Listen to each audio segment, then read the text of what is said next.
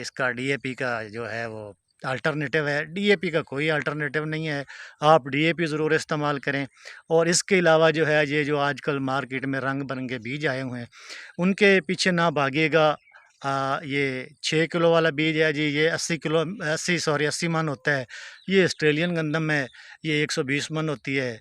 या ये यूक्रेन की गंदम है, या ये ब्लैक गंदम है। तो आप जो है दोस्त, मेरा मशवरा आप लोगों को ये है कि आप जो महकमे की तरफ से रिकमेंडेड बीज हैं, तस्दीकशुदा बीज हैं, आप वो लगाएँ।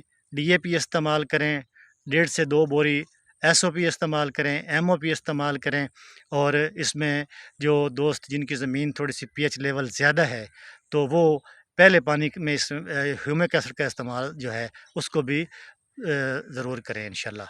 तो ये है, इसके बाद इंशाल्लाह फिर जब गंदम एक पानी लग जाएगा तो उसके बाद फिर मुलाकात होती रहेगी।